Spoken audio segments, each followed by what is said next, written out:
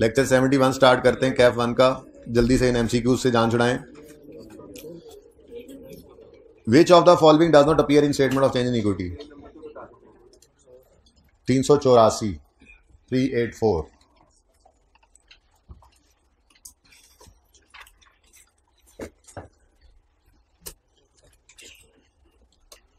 Which of the following does not appear in statement of changes in equity? Share premium भी नजर आता है, retained earnings भी नजर आती हैं, रिवेन्यू सरप्लस भी नजर आता है। जो चीज नजर नहीं आई थी अभी तक, हमने जितने दिन से ये काम किया है, वो थी goodwill. C option is the correct option. 22. Which of the following statement is likely to be true for a company making profits? अगर कोई कंपनी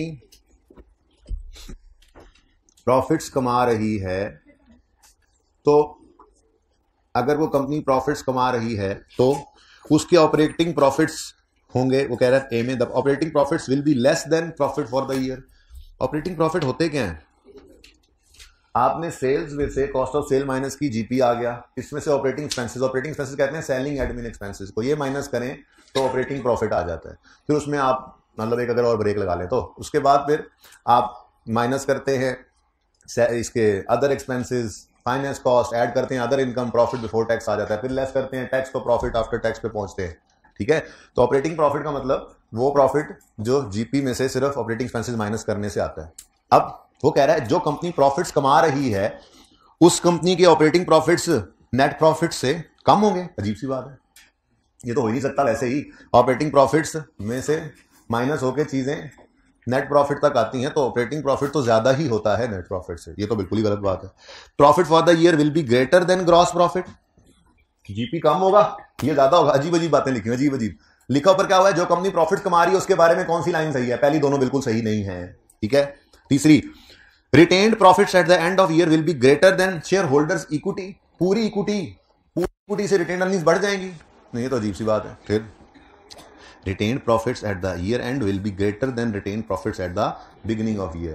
यही एक मुनासिब बात है इस पूरी 4 बातों में से। ठीक है, ये देखो ना, आप रिटेन्ड अर्निंग्स यही देख लो जो हमने कल किया था, एक सवाल है। ठीक है, इसमें आप ट्रांसफर को छुपा भी दो तो ओपनिंग रिटेन्ड अर्निंग्स 35 हैं, और कंपनी जो प्रॉफिट्स कमाए उसके प्रॉफिट्स ने रिटेन्ड अर्निंग्स में आके ऐड होना है, तो वो रिटेन्ड अर्निंग्स को बढ़ाएंगे। ठीक है, डिविडेंड भी नहीं दे रहे मिसाल के तौर पे। ठीक है, तो आप 35 से 32 ऐड करके आप 67 पे पहुंच जाओगे। यानी जो कंपनी प्रॉफिट्स कमा रही हो वो कंपनी क्या शो करेगी? अपनी ओपनिंग रिटेन्ड अर्निंग्स से increase towards closing retained earnings show करेगी, क्योंकि प्रॉफिट्स रिटेन्ड अर्निंग्स में ऐड होना होता है।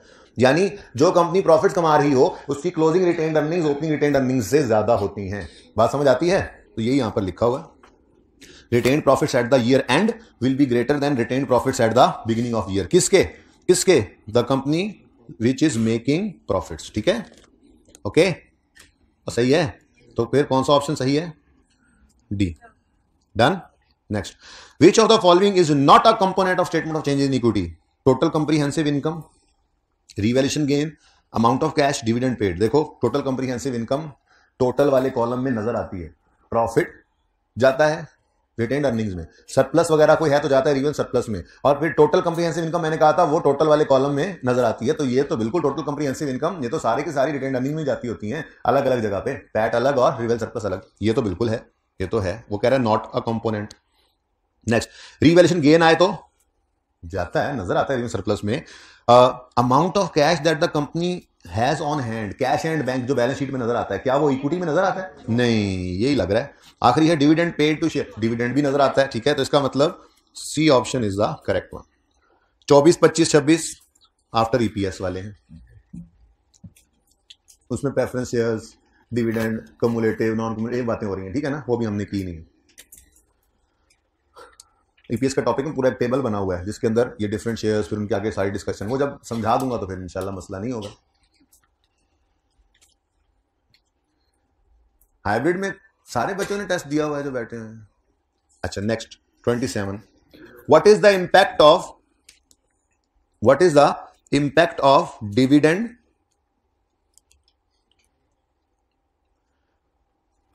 Payment to share holder on statement of change equity. हाँ भी बता दो आप, छोड़ो ऑप्शंस को, मुझे बताओ अगर डिविडेंड पेमेंट हो तो कैश डिविडेंड अज्यूम करते हैं खामोशी में, तो वो रिटेन्ड अर्निंग्स को कम कर देता है, ठीक है। हाँ बोनस इश्यू हो तो शेयर प्रीमियम को भी कम कर सकता है, लेकिन बहरहाल ऑब्वियस बात, अगर खामोश सिर्फ डिविडेंड कह रहा है तो कैश डिविडेंड, तो वो रिटेन्ड अर्निंग्स को कम करेगा। अब इन ऑप्शन में से पढ़ें। It increases retained earnings, no. It decreases retained earnings, yes. It increases share capital, dividend बांटने से। हाँ बोनस इशू लिखा होता तो वो शेयर कैपिटल को बढ़ा सकता है, लेकिन डिविडेंड खामोश है तो कैश डिविडेंड वो तो नहीं बढ़ाता, ठीक है। और डिक्रीजेस नहीं, ये भी नहीं। ओके, आसान आसान एमसीक्यूज हैं, सिर्फ गो थ्रू कर रहे हैं ताकि आखिरी दिनों में जाकर जो पेंडेंसीज हैं वो सिर्फ पिछले टॉपिक्स की हों। IAS 16, 36, 23 इनमें कुछ चीज़ छोटी मोटी रह गई। IAS 16 में ज़्यादा चीज़ें रही हुई हैं ना, क्योंकि वो पहले ही 22 दिन पे पहुंच गया था। हमने कहा माफ़ी दे दे भाई, फुली टैक्सेड ऐसे वाला सवाल नहीं किया हमने, ग्रॉस रिप्लेसमेंट मेथड नहीं, छोटी छोटी एग्जांपल्स रहती हैं। ये सारे काम ना असल में हम बड़े अल्हम्दुलिल्लाह ट्रैक पे जा रहे हैं। हमारे IAS 8 के बाद 3 बड़े टॉपिक्स रहते हैं, जिनमें एक NPO है 6 दिन, EPS है 6 दिन का टॉपिक है मेरे हिसाब से, NPO है 7-8 दिन का मेरे हिसाब से, कैश फ्लो है मेरे हिसाब से 10 से 11 दिन का। तो हम एंड पे जाके ना, जब 20 जनवरी आता है उससे पहले ही मैं ये नहीं करता कि सारा टॉपिक खत्म करें तो चलो अब रिवीजन शुरू करें, क्योंकि बच्चे भाग जाते हैं। तो मैं आखिरी टॉपिक जो भी होता है उसमें फिर हाफ लेक्चर पढ़ाता हूं और हाफ लेक्चर में हम रिवीजन स्टार्ट कर देते हैं। वो रिवीजन बेसिकली रिवीजन नहीं होती है कि जो किया हुआ मैं नोट बनवा रहा हूं, ऐसा नहीं होगा। गैप एनालिसिस होता है। क्या चीज रह गई, हड़प्पा वाले सवाल की डिस्कशन रह गई है जी, क्या चीज रह गई है जी, वो आपने फुली वेबसाइट का सवाल नहीं करवाया हुआ, क्या चीज रह गई है जी, वो आपने पीपी में से डिस्काउंट माइनस करने का बताया नहीं, उसका ट्रीटमेंट। ये छोटी छोटी चीजें होती हैं। कोई बच्चा ऐसा भी हो क्लास में, मेरी ये ख्वाहिश है कि जो ये पेंडेंसीज की लिस्ट बनाता हो और फिर एंड पे मुझे 15 दिन पहले क्लासेस खत्म होने से कहे सर ये सब कुछ पेंडिंग है, कसम से ये ख्वाहिश है मेरी, लेकिन वो सारा काम मुझे करना पड़ता है एज यूजुअल, इस दफे मुझे करना पड़ेगा। तो कोई ऐसा बच्चा अभी भी नियत कर सकता है कि मैं इंशाल्लाह पेंडेंसीज की लिस्ट बनाऊंगा और मैं सर आपके साथ शेयर करूंगा। आप तो मैंने तो अपनी तसल्ली करनी है, मैंने सिलेबस आउटलाइन पकड़नी है, मैंने ICAP की पूरी किताब पढ़नी होती है, मैंने अपने बुक को पढ़ना होता है, जो चीज़ लगे कि कमी है उसको पूरा करना होता है। लेकिन अगर कोई और भी मेरे साथ ये काम कर दे तो मेरी तसल्ली के लिए मुझे अच्छा लगेगा कि हाँ बच्चों ने भी बताया, लेकिन ये ख्वाहिश पिछले कई साल से मेरे दिल में है, दिल में ही। एक मिनट जी बेटा,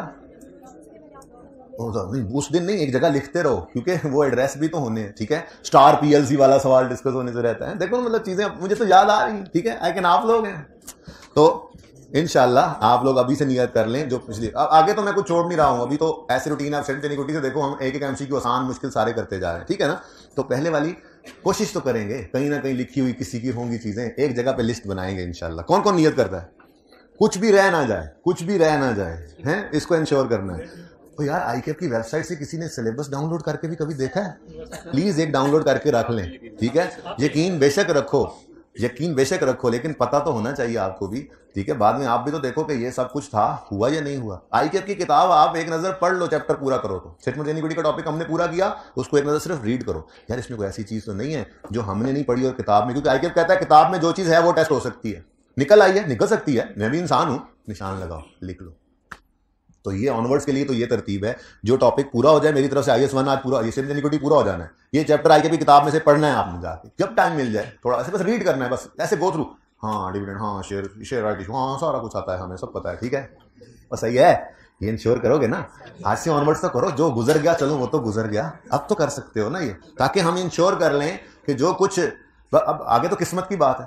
ICAP की किताब में जो कुछ है सब पढ़ लिया, पास पेपर्स अच्छे से डिस्कस कर लिए, सिलेबस में जो था कर लिया, अब पर्चे में फिर मेहनत करके गए हैं, अल्लाह पाक पास भी कर देंगे, लेकिन अपनी तरफ से तो गुंजाइश नहीं छोड़नी, करेंगे ना इंशाल्लाह।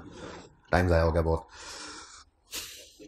What is the impact of additional share issues? Share issue से शेयर कैपिटल बढ़ता है, increase in share capital, increase in retain नहीं, कभी नहीं ऐसा हुआ।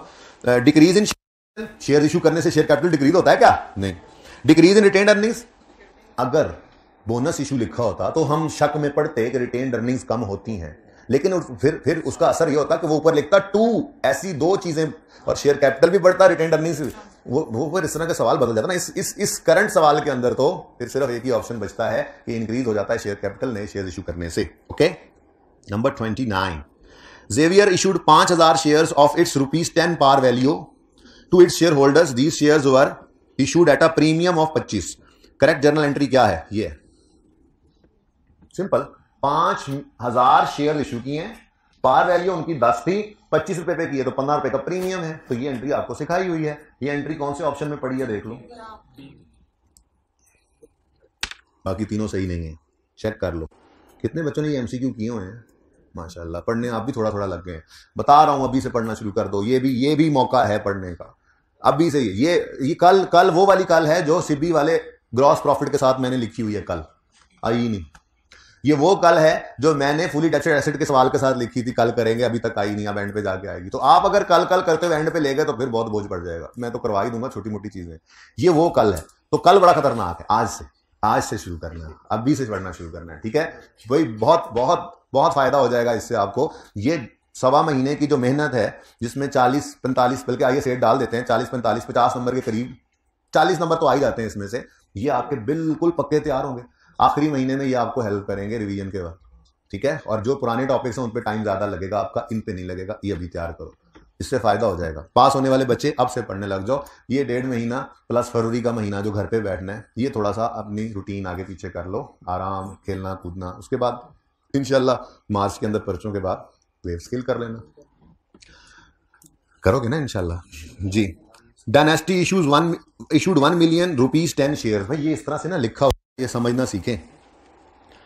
1 मिलियन 10 रुपीज शेयर्स का मतलब क्या होता है? वो शेयर्स जिनकी face value 1 million shares issue किए। अब यूं लिखा होता है, आगे जाके ईपीएस में भी ये बात देखेंगे, यूं लिखा होता है issued debentures ₹10, ₹100 debentures, ₹10 loan notes, ₹10 share capital. इसका मतलब होता है वो शेयर कैपिटल, वो लोन नोट, वो डिबेंचर जिसकी फेस वैल्यू 10 है, 100 है, जो लिखी होती है, ठीक है। तो जुमला पढ़ो। Dynasty limited issued 1 million ₹10 shares. 1 million ₹10 shares का मतलब क्या है? वो शेयर्स जिनकी फेस वैल्यू 10 है, वो 1 मिलियन शेयर्स इशू किए हैं at 50 each. 10 share face value है तो 40। अच्छा, अब कोई कैलकुलेशन की जरूरत नहीं है, क्योंकि 1 मिलियन शेयर्स है ना, तो सुकून हो गया। 1 मिलियन इंटू 10 शेयर कैपिटल में जाना है और बाकी 40 शेयर प्रीमियम है। तो 1 मिलियन को मल्टीप्लाई करोगे तो यही आंसर आ जाएगा ना, ठीक है। अब ऑर्डिनरी शेयर कैपिटल 10 से बढ़ेगा, बिल्कुल बढ़ेगा। शेयर प्रीमियम 50 से, नहीं, ये गलत हो गया। ऑर्डिनरी शेयर बढ़ेगा 10 से, शेयर प्रीमियम बढ़ेगा 40 से, हाँ ये सही लग रहा है। ऑर्डिनरी शेयर कैपिटल बढ़ेगा 20, और यहीं भी गलत हो गया। ऑर्डिनरी शेयर कैपिटल बढ़ेगा 10 से, प्रीमियम बढ़ेगा 30 से, ये भी गलत है, ठीक है। Simple MCQs. Next 31 handsome. इसमें ना मुझे इस लाइन के अंदर ना थोड़ा सा झोल लगा है, लगता है इसमें कोई प्रिंटिंग एरर आ गया। बहरहाल इसको मैं देख लूंगा, ठीक है, लेकिन गुजारा कर लेते हैं पढ़ के। Handsome limited statement of financial position show the ordinary share capital of ₹150 million and share premium of 50 million at start, beginning of year. If the ordinary share capital is 250 million and share premium 120 million at the year end, how much did the ordinary shares with share premium issue raise? ये थोड़ा सा ना जुमला ऐसे अजीब सा है, इसको अलग से पढ़ो कॉमा डाल के। कहता है जी, अगर ओपनिंग पे इतना शेयर कैपिटल शेयर प्रीमियम है, क्लोजिंग पे इतना शेयर कैपिटल शेयर प्रीमियम है, तो फिर अगली बात क्या कह रहा है? हाउ मच, कितना, did the ordinary shares with share premium issue raised, कितने पैसे इसने रेज किए, ठीक है। अब ओपनिंग ये पढ़े हैं और क्लोजिंग ये पढ़े हैं। ओपनिंग क्लोजिंग लिख लेते हैं भाई। ये देखो, ओपनिंग 150 और 50, क्लोजिंग 250 और 120, ये लिखा हुआ सवाल में। तो बैलेंसिंग फिगर 100 और 70 आ रही है, टोटल कितनी आ रही है? तो इस शेयर इशू से रेज कितनी अमाउंट हो रही है? 170 million. Okay, if you want to take picture, जरूरत नहीं है वैसे, सिंपल।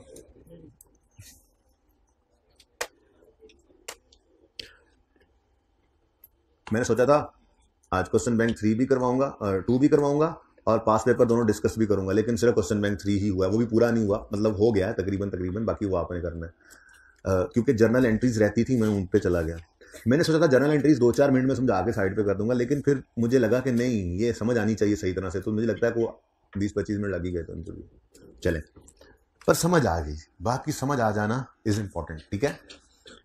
आगे सेट पे जा रहे हैं, आगे सेट पे जा रहे हैं, बस थोड़े से एमसीक्यू रह गए हैं। देखो 33 कल, क्योंकि इसमें ना थोड़ा सा मुझे जरा समझने में थोड़ा मसला आ रहा था, मैंने कहा देखता हूँ आराम से, स्कूल से टाइम नहीं था। 32 Gigantic Limited opening retained earnings was 150.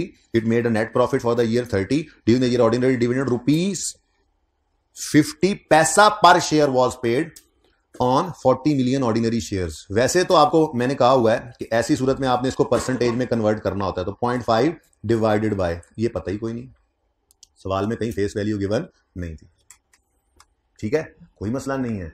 पर शेयर डिविडेंड उसने दिया है और साथ में उसने नंबर ऑफ शेयर्स भी दे दिए हैं।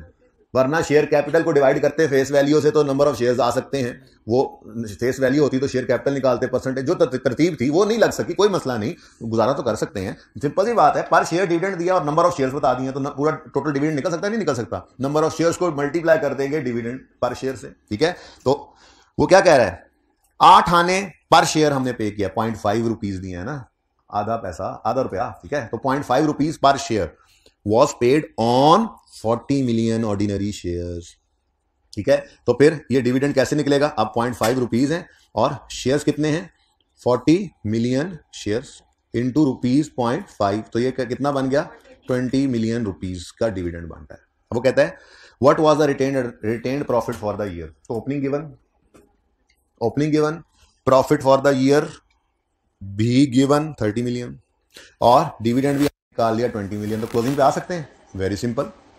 150 ओपनिंग है, डिविडेंड दिया 40 मिलियन शेयर्स पर ₹0.5 पर शेयर, 20 मिलियन का प्रॉफिट फॉर द ईयर 30 है, क्लोजिंग 160 आ गया, सिंपल है, मुश्किल कोई भी नहीं है इसमें।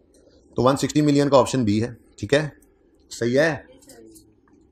33 कल करेंगे, 34 जी, which of the following would be an entry in statement of change in equity, taxation की एंट्री आती है, लॉन्ग टर्म लोन की, रिवैल्यूएशन रिजर्व की एंट्री नहीं आती, इसका कॉलम होता है, ठीक है। तो गेन आने पर, रिवैल्यूएशन गेन आने पर चेंज इन इक्विटी में एंट्री होती है जो जाती रिवैल्यूएशन रिजर्व के कॉलम में है, ठीक है। तो दोनों जब दिए हुए हैं तो सी। मुझे बहुत तरस भी आ रहा है तुम लोगों पे, जुम्मे है बिठा दें, फिर कल हो गया हफ्ता है, वीकेंड है बिठा दें, फिर संडे के बाद मंडे पहला दिन है वीक का, पहले दिन ही बिठा दें। Solution during the year ended 30 June 21 company, अच्छा ये अच्छा एमसीक्यू है, ये करने के बाद आप लोगों को मैं बिठा देता हूं, ठीक है। आ जाओ बैठ जाओ सारे, कल दोबारा खड़े हो जाना मेरे आने से पहले, आ जाओ बैठ जाओ। ऑनेस्ट बच्चे हैं ये, इंशाल्लाह पास होंगे, आप देखना, आप लिखवा लो, मुझसे लिखवा लो, जो 2 नंबरी की हुई अल्लाह उनको हिदायत दे, पास उनको भी कर दे, बदुआ तो नहीं, ना उस्ताद दे सकता है ना दोस्त दे सकता है, सब तो हैं। अच्छा लेकिन ये तो कंफर्म जनती है ना, कंफर्म पास है इंशाल्लाह देखना, ये सदा ले रहे हैं, या आइंदा के लिए इनको सबक आ रहा है, ठीक है। ये शर्मिंदा भी हैं सारे, शक्ल से नजर आता है शर्मिंदा भी हैं, बस इतनी चीज चाहिए होती है, शर्मिंदा हो गए, मेहनत करेंगे, पास होंगे, पास तो बंदा हो ही जाता है, सीए में ऐसी बात नहीं पास नहीं होती, हम भी तो हो ही गए जी। During the year company revaluation reserves increased from 300 to 380, revaluation reserve, वो जो स्टेटमेंट इन इक्विटी के अंदर, ये statement of changes in equity का मैंने सिर्फ वो कॉलम बनाया जो डाटा दिया हुआ था उसका, रिवैल्यूएशन रिजर्व्स यानी रिवैल्यूएशन सरप्लस, ये इंक्रीज हो गए हैं from 300 to 380 as a result of property revaluation, और वो है भी क्या चीज, land. At the start of financial year, the company's property had been valued at, ठीक है, during the year ended, company reserve increase हो गए 300 से, वो कहता है इसकी वैल्यू कितनी थी लैंड की 810, ये थोड़ा सा कंफ्यूजिंग था, इस वैल्यू को देखकर लगता था ये फेयर वैल्यू है, ठीक है, जबकि ऐसी बात नहीं थी। बात यह को कह रहा है at start of financial year company property had been valued at, company's property had been valued at 810 का मतलब ये बुक वैल्यू, ठीक है, थोड़ा कंफ्यूजिंग था, माना, लेकिन कोई गल नहीं, इसके अलावा कुछ हल भी नहीं निकलना था, देख लो 810 क्या है, बुक वैल्यू। अब assuming that no property was disposed during the year, which of the following statement is true. अब मुझे बताओ 300 से 380 पर रिवैल्यूएशन सरप्लस का अकाउंट आया है, तो 80 रुपए से बढ़ा है, नहीं, ट्रांसफर ऑफ इंक्रीमेंटल डेप्रिसिएशन भी तो होती है, लैंड है, इसलिए जो सरप्लस आया है बस वही आया होगा, इस साल कोई ट्रांसफर यहां से निकलकर रिटेन्ड अर्निंग्स में नहीं गई होगी, ये शुक्र है कंफर्म हो गया। इसका मतलब 80 से इसने बढ़ना है, कम तो सिर्फ तभी होना है जब ये लैंड बिकेगा, और वो कह रहा है कोई चीज बिकी नहीं है, तो इसका मतलब ये वो है जो टीसीआई हम लिखते थे, ठीक है ना, जिसमें रिवन सरप्लस, टीसीआई में रिवन सरप्लस कॉलम में जाता था और पैट रिटेन्ड अर्निंग्स में, ठीक है ना, ये वो 80 है। अब ये 80 revaluation surplus for the year है, ये हमें गिवन था और हमने फेयर वैल्यू बैलेंसिंग निकालनी थी, और यही हमारी रिक्वायरमेंट थी। पढ़ के देखो, उसने फेयर वैल्यू और बिल्डिंग की मांग ली थी, ठीक है। क्या कहते हैं, assuming that no property was disposed during the year, which of the following statement is true? The property's revalued amount is 890, yes, ये तो सही है, अभी देखा हमने। Property's revalued amount is 1190, no. Property revalued amount is no. Property revalued amount is, तो revalued amounts given थी जिनमें सिर्फ एक ही सही आती थी और वो है ए ऑप्शन, ठीक है। और सही है, ठीक। अब मेरी तरफ से इस चैप्टर में कोई चीज़ नहीं रह गई। अब आपने तसल्ली करनी है, आईकैप की किताब ओपन करके उसमें भी देखना है। हाँ, रिडेम्पशन ऑफ शेयर्स जहां आए उसको देखने के लिए आपने एग्जाम गाइडेंस जो अभी अभी अपलोड हुई है उसको भी ओपन करके देख लेना है। उन्होंने कहा रिडेम्पशन अब एग्जामिनेबल नहीं है। और तो एनपीओ में भी उन्होंने कहा है 2 मेथड से ना, तो जो रिस्ट्रिक्टेड फंड है वो गालिबन उन्होंने जान छुड़ा ली है आपकी कि वो भी नहीं है। तो बड़े सुकून हो गए हैं, सुकून ऐसे लोशे जी। IS8। अच्छा जी, पिछली क्लास में मैंने बच्चों को कंपैरिजन में सारा रेट दिखाया। आप देखना पसंद करेंगे? नो सर वाले आंखें बंद कर लें, दिमाग और कान बंद कर लें।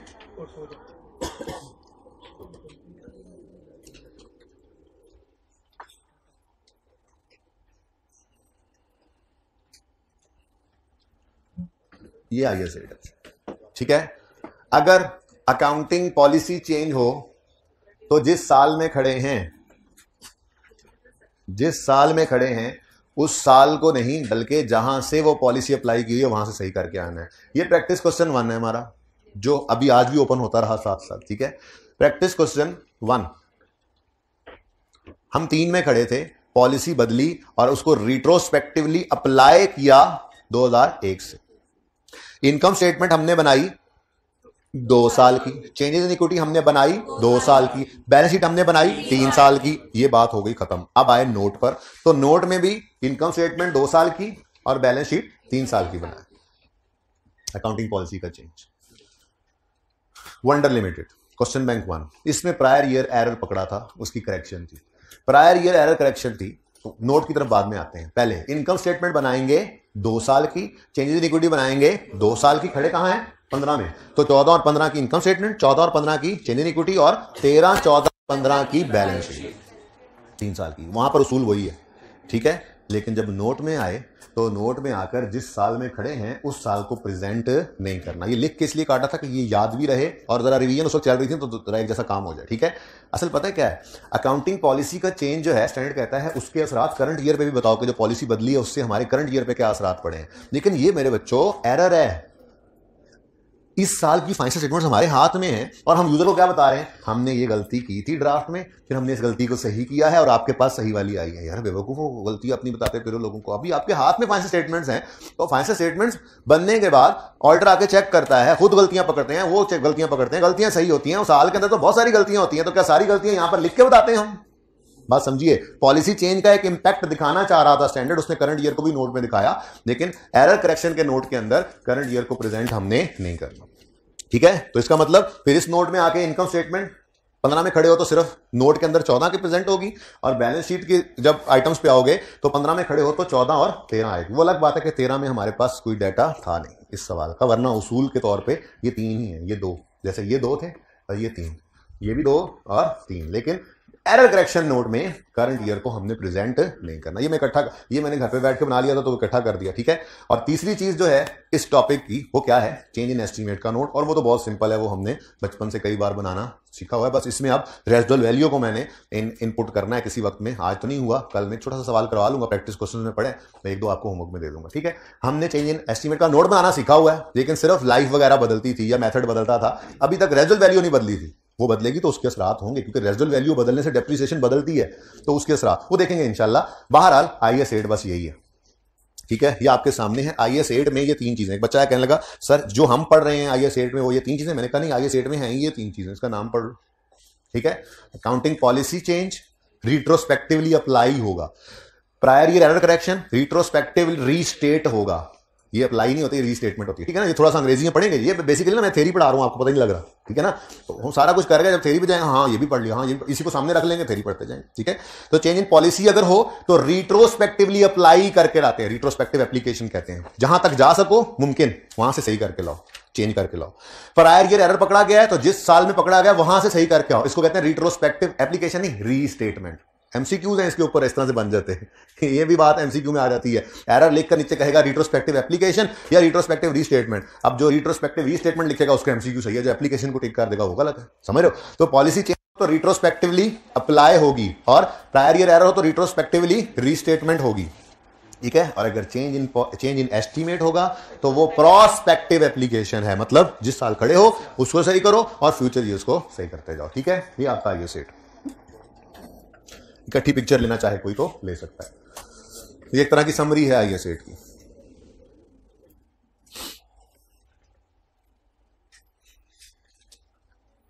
Change in policy, error correction, change in estimate. नाम पढ़ लो चैप्टर के टॉप पे, नाम पढ़ लो क्या लिखा हुआ है, अकाउंटिंग एस्टीमेट्स। क्या टॉप पे चैप्टर का नाम क्या लिखा हुआ है, चेंज इन अकाउंटिंग एस्टीमेट। पहले क्या, accounting policies, change in accounting estimate and error, तीन चीजें हैं। डन जी, चलो। अच्छा जी, अब एक चीज जो है वो पेंडिंग थी, वो थी जर्नल एंट्रीज।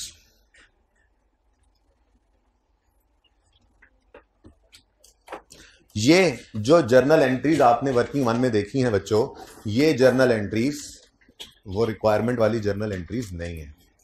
लेकिन आपने गौर किया, इन जर्नल एंट्रीज के बगैर सवाल हो ही नहीं सकता था। ये सवाल को पैरों पे खड़ा करने के लिए जरूरी जर्नल एंट्रीज थी। ठीक है, हमने इनकम स्टेटमेंट भी इन्हीं एंट्रीज को देखकर बनाई, हमने चेंजेस इन इक्विटी भी इन्हीं एंट्रीज को देखकर बनाई, हमने बैलेंस शीट भी इन्हीं एंट्रीज को देखकर बनाई, हमने नोट भी इन्हीं एंट्रीज को देखकर बनाया, और रिक्वायर्ड जर्नल एंट्रीज भी इन्हीं एंट्रीज को देखकर करेंगे। इसका मतलब बगैर इनके कुछ नहीं है।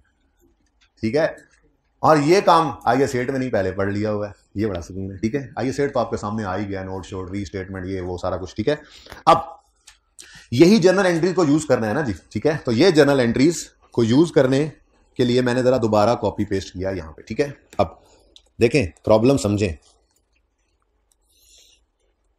प्रॉब्लम क्या है, प्रॉब्लम यह है कि 1 गायब हो गया, प्रॉब्लम समझे। ठीक है, अच्छा प्रॉब्लम यह है बच्चों कि क्या कर रहे हैं, मिटा क्यों रहे, हम कहां खड़े हैं 2003 में। तो 2003 की किताबें खोलकर ये एंट्रीज तो हम कर सकते हैं, लेकिन क्या हम 2003 में खड़े होकर 2001 की किताबें खोल के वहां एंट्रीज कर सकते हैं जाके? वो तो गुजर गया है। डोरेमोन थोड़े ही हैं आप कि आप टाइम मशीन में बैठेंगे और 2001 में जाकर निकल आएंगे और वहां की किताबें वहां पे जाके ओपन करके एंट्रीज कर लेंगे। आप ऐसा नहीं कर सकते। बात समझे हो? तो प्रॉब्लम समझ आई? अब भाई बड़ी अहम बात कर रहा हूं, समझ नहीं आई? जरा साथ हैं, डोरेमोन नाम सुन के सारे डोरेमोन हंसने लग गए। डोरेमोन और डोरेमोनिया। अच्छा सुने प्लीज, इधर देखें। इन सारी एंट्रीज में बैलेंस शीट आइटम भी हिट हो रहे हैं और इनकम स्टेटमेंट वाले आइटम भी हिट हो रहे हैं। बैलेंस शीट वाले आइटम्स को हम 3 में खड़े होकर हिट मार सकते हैं। उसकी वजह क्या है? Balance sheet items as on होते हैं। अगर प्लांट है तो ये प्लांट अभी भी पड़ा हुआ है तो हम हिट मार सकते हैं इसको, सही है। लेकिन ये जो इनकम्स एक्सपेंसेस हिट हो जाते हैं 3 में खड़े होकर, हम उनकी प्रॉफिट एंड लॉस को तो हिट नहीं कर सकते 1 और 2 के। प्रॉब्लम समझ आई है? अब इस एंट्री को करना कैसे है? 2 एंट्रीज होती हैं, एक दो मौकों पर एंट्रीज, मतलब दो हिस्सों में एंट्रीज को बांट रहा हूं मैं। ठीक है, एक वो साल्स हैं जो गुजर चुके हैं, 2001 और 2 के साल्स की एंट्री स्टैंडिंग इन 2003। खड़े तो 2003 में है ना। ठीक है, इसका मतलब अभी साथ नोट ना करो, इधर फाइनल वर्जन नोट करना है। ठीक है, या तेरी मेहरबानी जी। हमने क्या करना है जी? Journal entries of 2001 and 2002 standing in 2003, standing in 2003। ठीक है, ये पहला मसला है। ठीक है, ये मसला हल होने के बाद फिर 2003 की एंट्रियां 2003 में कर लेंगे, वो अगला स्टेप है। ठीक है जी, अब ये जो काम हमने करना है इसके लिए एक उसूल उर्दू में लिख रहा हूं, वो उसूल अप्लाई करवाता हूं, टेंशन नहीं लेनी। ठीक है, ये बहुत आसान सवाल है इसलिए मजे का अप्लाई नहीं होना। मैंने एक एग्जांपल बनाई है नीचे। अभी इसमें ना पिछली क्लास में मैंने ये काफी एंट्रीज डाली ऐसे ही अज्यूम करके, लेकिन मुझे लग रहा है ब्रेक में बैठा था, मुझे लग रहा था नहीं 2-3 और डाल देंगे आपकी क्लास में, कल उनको भी दिखा देंगे। ठीक है, प्यास नहीं बुझ पाए, बहुत सारी एंट्रीज हो फिर उससे वो सही समझ आता है। ठीक है ना, खैर अभी छोड़ो, अभी तो इस साल की बात करें। उसूल क्या है? उसूल ये है कि हम बैलेंस शीट आइटम्स को, बैलेंस शीट आइटम्स की एंट्री करेंगे और इनकम स्टेटमेंट आइटम्स को इग्नोर करेंगे। क्योंकि हम कहां खड़े हैं बेटा? 2003 में बैलेंस शीट तो है ना हमारे, मतलब वो तो एज ऑन होती है, वो एसेट्स हैं, वो तो अभी भी आ रहे होंगे, लेकिन income statement balance, income statement वाले आइटम्स हैं वो हमारे पास वो हिट नहीं हो सकते इनकम स्टेटमेंट, ठीक है ना। तो हम बैलेंस शीट आइटम्स को की एंट्री करेंगे और इनकम स्टेटमेंट आइटम्स को इग्नोर कर देंगे। अब जरा ये करके देखते हैं, ठीक है। एंट्री कंबाइंड करनी है, कंसोलिडेटेड कंबाइंड, दोनों साल की एक कंबाइंड एंट्री होने लगी है, ठीक है ना। ये कंबाइंड, अब दोनों साल को जरा मिलाकर देखो। बैलेंस शीट आइटम कौन सा है? प्लांट 15 से डेबिट, प्लांट 17 से डेबिट, ठीक है। तो टोटल में कंबाइन करें तो प्लांट क्या हुआ है? डेबिट ही हुआ है ना, ठीक है। तो प्लांट 15 जमा 17, अब ये दोनों तरह से हो सकता था बच्चों, ऐसे भी हो सकता था, इधर 15 से डेबिट हुआ, अगली एंट्री 17 से क्रेडिट हो जाता, तो नेट करके 2 का क्रेडिट निकलता। इस तरह से करना है हमने, ठीक है ना। ये सही समझ नहीं आ रहा है इसलिए तो इतनी लंबी एग्जांपल बनाई है, इसमें भी 1-2 और ऐड करने लगा हूं, जरा अच्छा सवाल बन जाएगा, ये तो सवाल ही बड़ा आसान है, ठीक है। अब प्लांट डेबिट हो गया कितने से? 32 से। लो भाई ये तो हमने कर लिया, डेबिट साइड 32 से बढ़ गई, अब क्रेडिट खाली पड़ा है, पहली बात। और दूसरी बात, इनकम स्टेटमेंट आइटम्स को तो हमने क्या करना है? इग्नोर। अब बस यही करना था, अब ये एंट्री तो हो गई। अब 32 का क्रेडिट रहता है, ये जो क्रेडिट है ये हम रिटेन्ड अर्निंग्स में फेंक दिया करेंगे। कहां फेंक दिया करेंगे जी?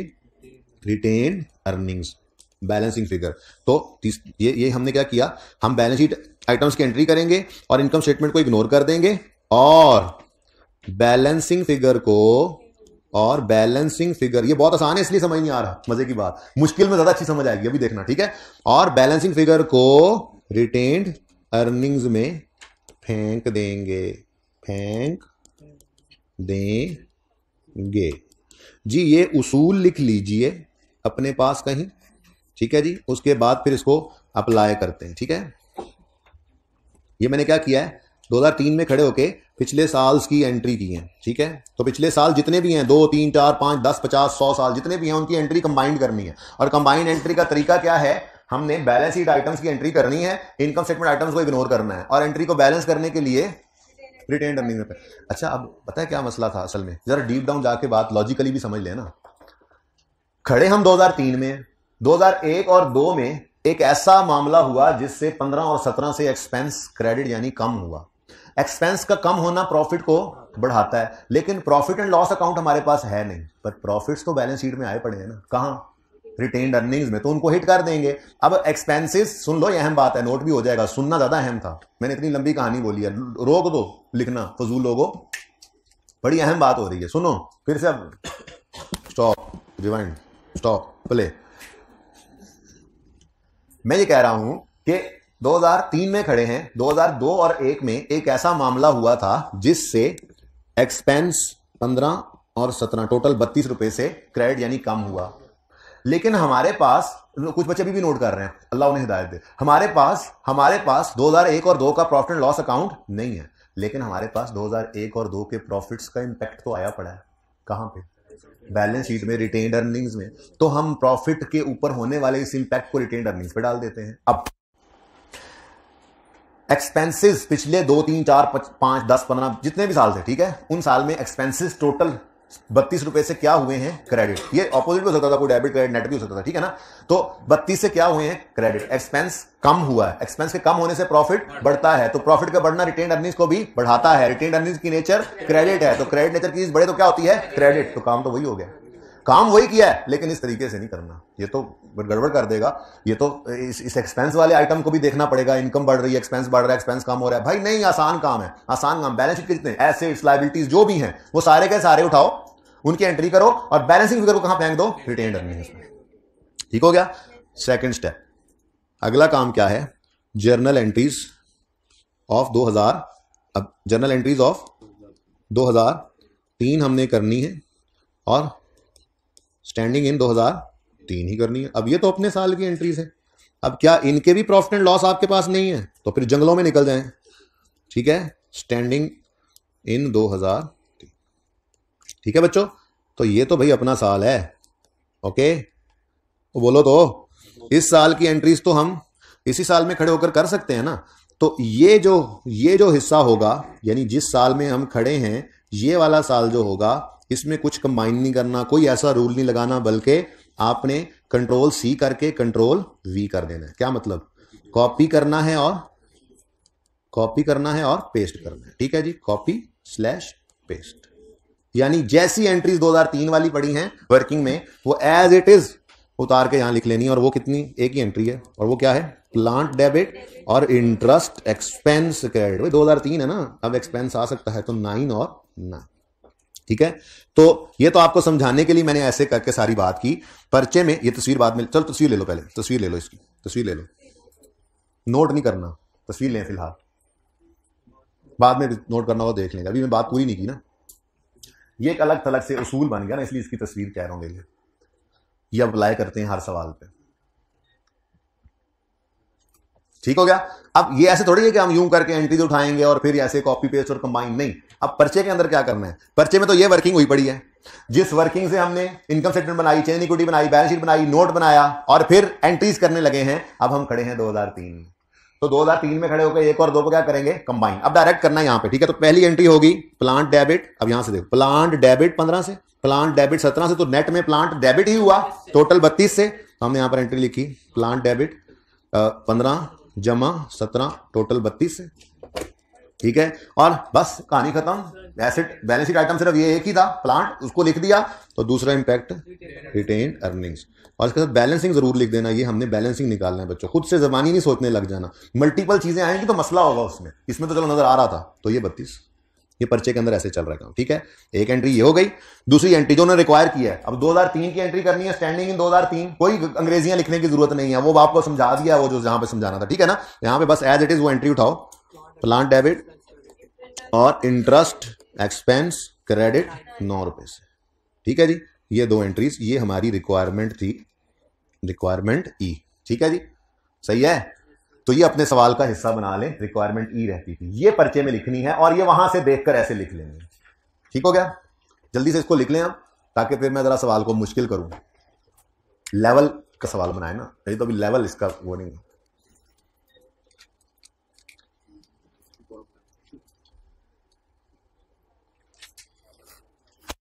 और असल में ना तेजी में बस ये कहता था बस ऐसे कर लो, पर वो मजा नहीं आना था बच्चों को, इसलिए मैंने कहा इस पर ज्यादा टाइम लगा लेते हैं, कोई मसला नहीं है, जिंदगी सारी काम आना है। FR 2 में भी इसने काम आना है, इस एंट्री में। तो जो चीज के दूर रस असरात हों जी, वर्किंग दिखाता हूं, पहले बच्चे ये एंट्री लिख लें जी। ये वर्किंग दिखा दें भाई, कह रहे थे। ये अंग्रेजियां कंबाइन और ये सब नहीं करना, पर्चे में इतना टाइम नहीं होता। ठीक है, ओके। अब एक एग्जांपल मैंने बनाई, ये वाली, ये एग्जांपल है, ये सारा डाटा अज्यूम्ड है। ओके, ये बस क्लास में मैंने कहा 1 मिनट यार, बस बोलो यार, फिगर्स बोलते गए बच्चे। ये जो वर्किंग हम करते हैं, वर्किंग 1, ये वो वर्किंग है। मैंने कहा मिसाल के तौर पे हम 20 में खड़े हैं, 18 में एक ओहो प्लांट की गलती पकड़ी गई, 100 रुपए का प्लांट रिकॉर्ड होना था, गलती से रिपेयर कर दिया था, इस तरह की गलती थी। तो सही करने के लिए हमने प्लांट डेबिट रिपेयर क्रेडिट कर दिया। अब इसका डेप्रिसिएशन के असरात भी आ रहे हैं हर साल पे, मिसाल के तौर पे 10 साल रिमेनिंग लाइफ थी। ठीक है, एक इंटरेस्ट एक्सपेंस रिकॉर्ड करना था, करने से रह गया, वो रिकॉर्ड कर लिया हमने। ठीक है, और सही है।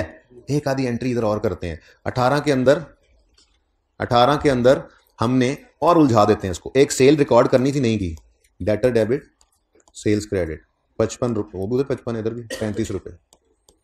और 19 में हमने एक परचेज रिकॉर्ड करनी थी, भूल गए, गलतियां, और इतनी ढेर सारी गलतियां मैंने कर दी, अब इससे ज्यादा और क्या हो, इतनी आती नहीं है सवाल में, 7-8 नंबर का सवाल आना होता है जी। 12 रुपये। ओके, मेरे ख्याल में काफी नहीं।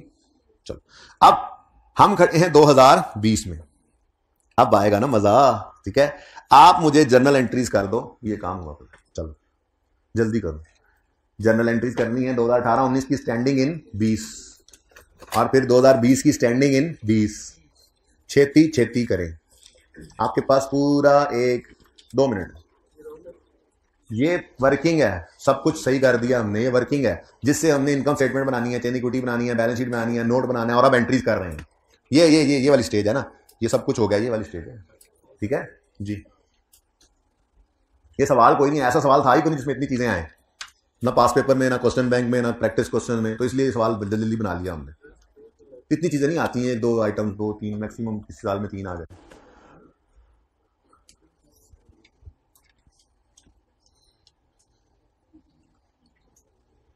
इसकी भी एंड पे पिक्चर ले लेना। फिलहाल सिर्फ सोल्यूशन करो, सवाल ना करते रहना, सवाल ना नोट करते रहना, सोल्यूशन करो सिर्फ, फिर विद सोल्यूशन पिक्चर ले लेना। कहीं प्लान डेबिट हो रहा है, कहीं क्रेडिट हो रहा है, कहीं कोई एसेट और आ रहा है, कोई लाइबिलिटी आ रही है, पता नहीं क्या हो क्या रहा है।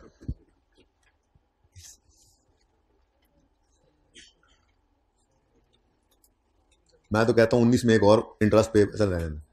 चले माफ किया, काफ़ी है ऑलरेडी, समझ आ जाएगा इंशाल्लाह। 1 मिनट गुजर चुका है, कोई एंट्री कर भी चुका है? 2 3 कैलकुलेटर पे कराना बेटा पर्चे में, ठीक है? हाँ, जैसे मैं कहूँगा। फिर आई कैप रिजल्ट भेजेगा नंबरों वाला। कैलकुलेटर पे भी अकाउंटिंग का सवाल होता है, रजिस्टर पे होता है सवाल, वहाँ पे आप कैलकुलेशन करते हैं, सवाल नहीं होता। सवाल आपका रजिस्टर पे होता है, निकाल देना चाहिए ऐसे बच्चों को क्लास से बाहर। डिवीजन मेरे का ना होता, मेरे डिवीजन का ना होता। मौसम भी आगे आ गया, पता है, माल्टों का मौसम आ रहा है अब। आजकल इन लोगों से नहीं बिगाड़ के रखनी चाहिए। अच्छा जी, अच्छा भाई माफी दे दो उसको, तुम्हें खिला दे सारे ला के। सारा साल मेहनत वो खिलाने के लिए करते हैं, जान रहे हो यार। जाओ उसके पास, जाओ मिलने जाओ, फिर जाकर देखो तो खिलाएगा भी सही। धूप जिस दिन हो उस दिन जाना ताकि खा तो सको। अच्छा जी, शुरू करें जी। कितने बच्चे कर चुके? काफी हैं, बाकी देख लें। इधर देखें जी, क्या करेंगे? 18-19 को क्या करेंगे? 18-19 को क्या करेंगे? कॉम्बाइने, ठीक है। अब कंबाइन करने के लिए उसूल क्या लिखवाया था कि आपने, वैसे ये एंट्री क्या है, हम कर रहे हैं journal entries of 2018 and 2019 standing in 2020। बहुत तफसीली कर दिया मैंने इस चीज को ताकि कभी मसला ना आए, ठीक है बेटा। अब इधर देखो, हमने बैलेंस शीट आइटम्स को पकड़ना है। पहले आइडेंटिफाई करते हैं। बैलेंस शीट आइटम प्लांट है और इंटरेस्ट पेबल एक लायबिलिटी है, फिर प्लांट एक एसेट है, फिर डेटर भी एक एसेट है। बाकी repair expense, interest expense, action expense, sales, ये सब इनकम स्टेटमेंट आइटम्स है, ठीक है। अब 1 बाय 1 अच्छा हाँ, अगला भी कंबाइन करना है। आगे चले तो फिर प्लांट है और फिर क्रेडिटर्स है, ठीक है जी। अब 4 चीजें आइडेंटिफाई हुई हैं। एक प्लांट है, दूसरा इंटरेस्ट पेबल है, तीसरा डेटर है, चौथा क्रेडिट। ये 4 बैलेंस शीट आइटम्स हैं, ठीक है। इससे ज्यादा कुछ हो नहीं। मैं कह रहा हूं ऐसा कोई सवाल अगर होता तो मैं उसमें एंट्रीज करवा देता, लेकिन इतनी ज्यादा चीजों वाला सवाल था ही कोई नहीं हमारा, ठीक है। अच्छा, अब प्लांट पकड़ो जी। प्लांट को, प्लांट 100 से हुआ, कैलकुलेटर हाथ में हो, 100 से हुआ डेबिट तो प्लस 100 लिख लिया करो, ठीक है ना। पहले ही प्लस 100, अगर पहला ही क्रेडिट नजर आया था तो माइनस 100 लिख लेते, ठीक है ना। ये तरीका होता। 100 से प्लांट डेबिट और -10, फिर -10, और तो कहीं नहीं है प्लांट, तो नेट में प्लांट 80 से डेबिट। Very good. तो प्लांट लिखो यहां पर 100 -10 हुआ तो ये कितना बन गया? 80, ठीक है, डेबिट। नेक्स्ट आगे चलते हैं। आप किसको लेना है जी? आपने डेटर्स को ले लो, ठीक है, डेटर्स को ले लो। तो डेटर 35 से हुआ डेबिट, बस एक ही है ना डेटर। तो ये 2 होते तो कहीं डेबिट कहीं क्रेडिट तो नेट कर लेते, वो सिखा दिया ऊपर। कितना जी? 35। नेक्स्ट इंटरेस्ट पेबल 5 से हुआ है क्रेडिट। अगर 2 बार होता तो प्लस कर लेते, कहीं डेबिट कहीं क्रेडिट होता तो नेट कर लेते। नेट में डेबिट आ जाए तो डेबिट साइड पे लिखोगे, क्रेडिट आ जाए तो क्रेडिट साइड पे लिखोगे, ठीक है ना। कंबाइन करना है तो इंटरेस्ट पेबल बोला है ना, इंटरेस्ट पेबल लाइन छोड़ देते हैं। वैसे ऊपर लाइन छोड़ सकते हैं आप, बैलेंसिंग अगर डेबिट साइड पे आया तो रिटेन अर्निंग और क्रेडिट, नीचे तो लाइन वैसी खाली होती है, लेकिन मैं दरम्यान में एक लाइन छोड़ रहा हूं, ठीक है जी। Interest payable is a liability, balance sheet item. कितने से? 5 से, क्रेडिट हो गया, ठीक है। उसके बाद क्या रह गया जी? येलो में से सिर्फ 12 का क्रेडिटर का क्रेडिट होना रह गया, ठीक है। तो क्रेडिटर 12 रुपए से क्रेडिट। अब बैलेंसिंग फिगर किस तरफ गिर रही है? नहीं, किस तरफ गिर रही है? क्रेडिट साइड पर। कितनी? 98 की फिगर है, इसको फेंक दो रिटेन्ड अर्निंग्स में, और ये क्या है? Balancing figure. अच्छा, अब ये ना आसान काम है, ठीक है, ये आसानी से ये काम आता है, लेकिन आप चलो आज का दिन है ना, आ रहा हूं प्रूफ भी कर देते हैं इसको। आप कैलकुलेटर्स पकड़ो जरा, हाँ कैलकुलेटर्स पकड़ो जरा, कैलकुलेटर्स पकड़ो जरा, पकड़ लिया जी। एक एक्सपेंस 100 से क्रेडिट हुआ, पहले देखते हैं ना एक्सपेंस का इंपैक्ट टोटल, ठीक है। तो -100 एक्सपेंस -100 लिख लिया।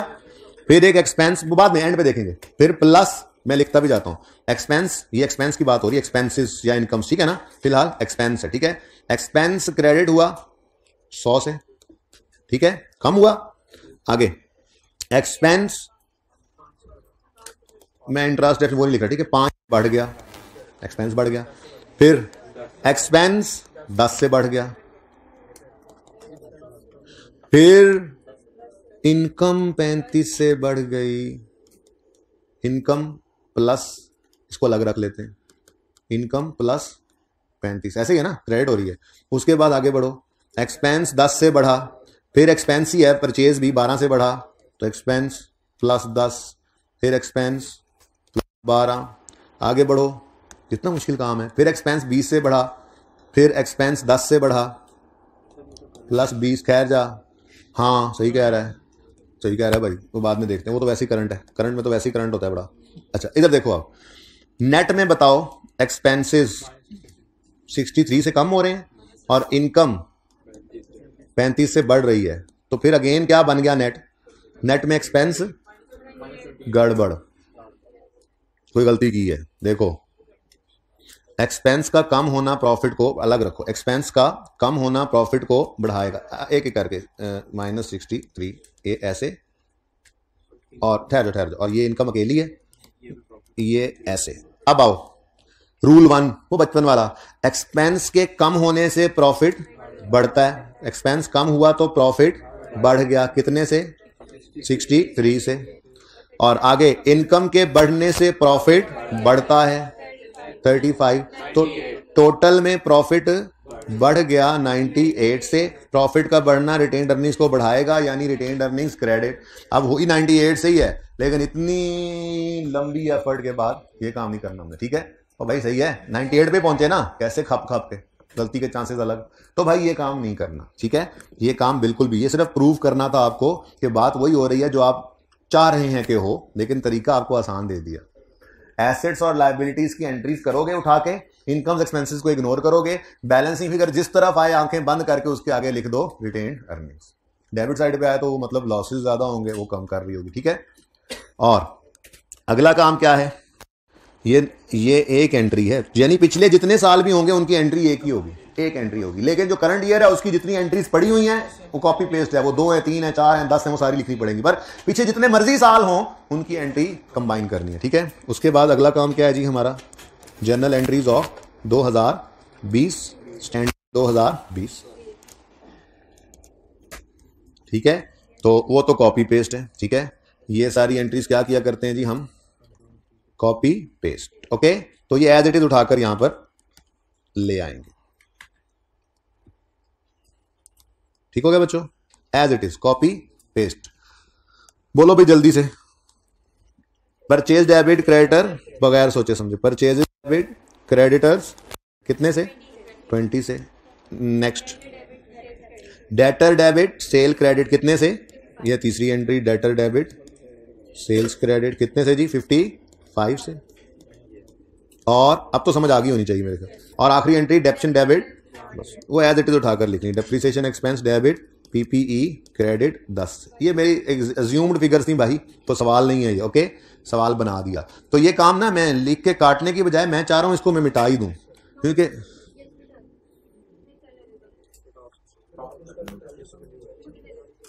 ले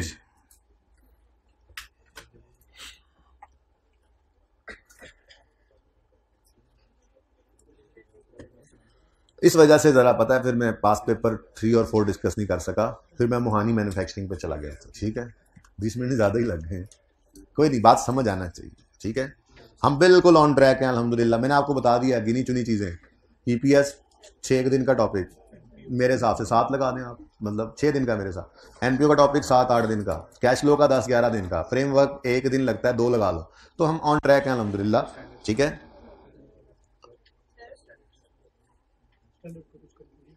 नहीं करते जी, बोलें। नहीं, और कैसे करेंगे कंबाइन एंट्री, मैंने वो तरीका बताया जिससे एंट्री नहीं करनी, मैंने वो तरीका बताया है जिससे एंट्री नहीं होती है, होगा वही तरीका बताया जिससे एंट्री हमेशा ऐसे ही होगी। अच्छा जी चलें, ये तो था ऐसे ही बस, असल में तो सिर्फ इतनी सी रिक्वायरमेंट थी। आप जरा आ जाएं वंडर लिमिटेड पे, और 30 सेकंड है आपके पास।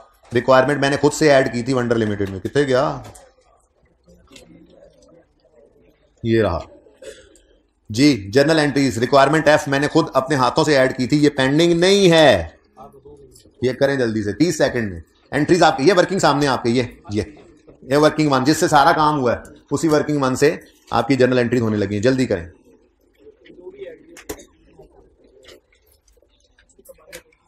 पिछली कंबाइन अब साल ही एक है तो फिर तो एक ही होगा ना। हाँ, लेकिन इनकम एक्सपेंस को नहीं लेना, ये कि सर एक साल है तो हम तो करेंगे ही नहीं पिछले साल की एंट्री, नहीं भाई नहीं। बस उसूल ये है कि पिछले जितने साल हो उनमें इनकम एक्सपेंस को इग्नोर करना है, बैलेंस शीट की एंट्री करके बैलेंसिंग रिटेन अर्निंग में फेंकना है, ठीक है।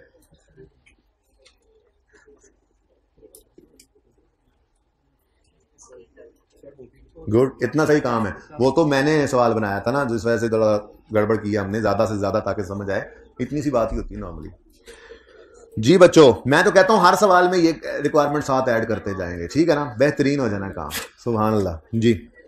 2014 नंबर 1 एंट्री, पहली एंट्री, प्लांट पीपीई 20 से क्रेडिट हो रहा है और पीपीई 1.5 से डेबिट भी हो रहा है, तो नेट में पीपीई क्रेडिट या डेबिट, यहां पे हमने आकर लिखा प्लांट 20 से क्रेडिट हुआ था, और यूं लिखना तो यूं लिख लो बेशक, -20 प्लस 1.5, तो -18.5 आया था ना, तो उसको हमने क्रेडिट कहा, ठीक है।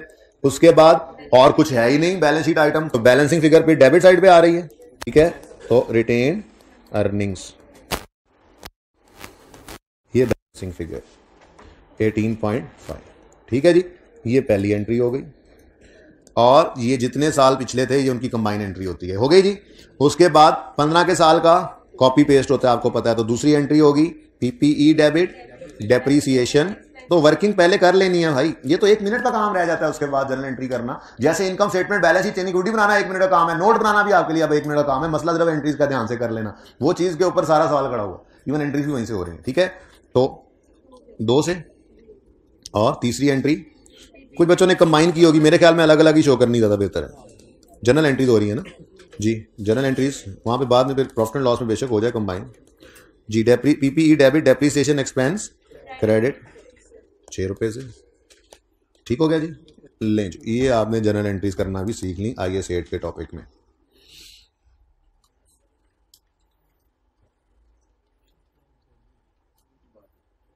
वो वर्किंग देखकर ये एंट्रीज की, लेकिन ये एंट्री से सवाल नहीं हो सकता, देख लो, इसमें इन एंट्री से सवाल नहीं हो सकता आपका, सवाल उन्हीं एंट्री से हुआ था, ये एंट्रीज भी उन्हीं एंट्री से बनी है, तो वो एंट्रीज हैं जो सवाल को पैरों पे खड़ा करती हैं। डन, क्वेश्चन बैंक 2 पे आ जाए।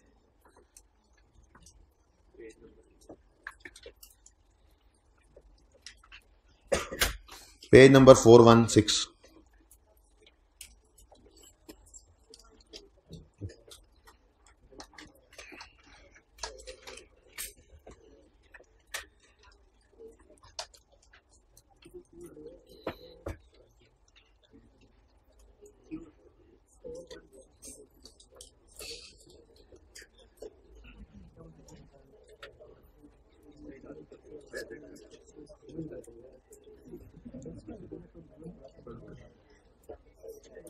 जी पढ़ना शुरू करें। क्वेश्चन बैंक 2, मोहानी मैन्युफैक्चरिंग, पास पेपर 4, 3 और 4 करवाने से ज्यादा वैल्यू ऐड नहीं होनी थी, ज्यादा वैल्यू ऐड जिस काम से होनी है वो मैं आपको करवा रहा हूं, वो 2, 3 और 4 भी इंशाल्लाह करेंगे।